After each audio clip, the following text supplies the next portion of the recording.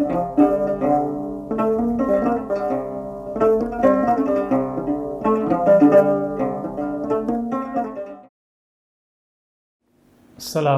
warahmatullahi wabarakatuh.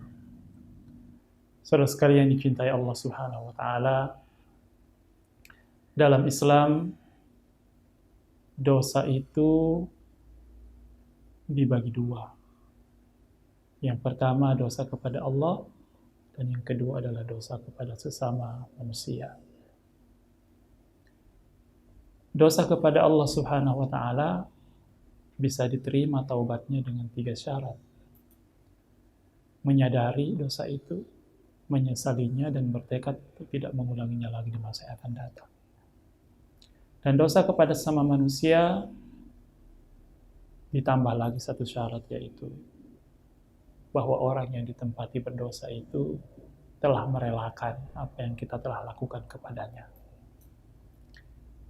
Saudara sekalian yang dicintai Allah Subhanahu wa taala, dari klasifikasi dosa tersebut maka kita memahami bahwa yang namanya berbuat kesalahan kepada sesama manusia itu jauh lebih berat konsekuensinya dibanding dosa kita kepada Allah.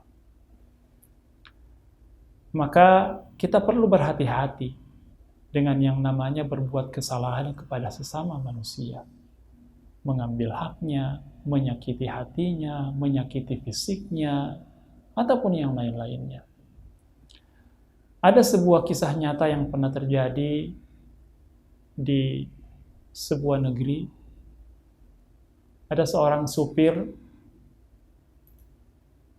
yang sedang mengendarai atau membawa kendaraannya di sebuah jalan, tiba-tiba ada mobil mewah yang menabraknya. Tapi alih-alih yang memiliki mobil mewah itu minta maaf, tapi dia turun dari mobilnya lantas marah dengan sangat keras kepada orang itu sambil dia memukul supir itu. Sang supir itu karena posisinya dia melihat bahwa orang ini mungkin orang penting, jadi dia tidak melawan. Dia cuma mengatakan hasbiyallah wa ni'mal wakil. Hasbiyallah wa ni'mal wakil. Cukuplah Allah bagiku. Dia menjadi sebaik-baik pembela dan penolong. Itu yang diulang-ulang pada saat dia dipukul oleh orang kaya tersebut. 15 hari setelah peristiwa itu, tiba-tiba supir itu didatangi oleh orang yang pernah memukulnya. Kemudian sambil dia menangis, kemudian menghibah-hibah untuk dimaafkan.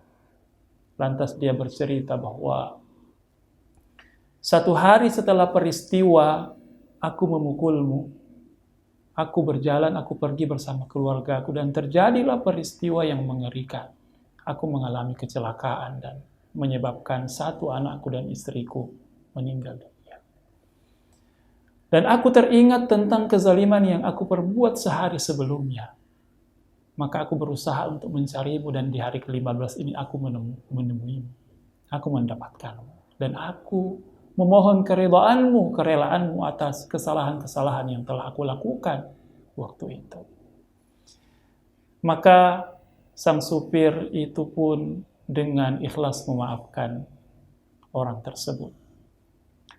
Orang kaya itu mengatakan bahwa seandainya waktu itu kamu mengadukanku kepada pengadilan atau petugas pihak kepolisian, itu jauh lebih ringan dibanding kau mengadukanku kepada Allah Subhanahu wa taala, dan aku merasakan balasannya secara kontan.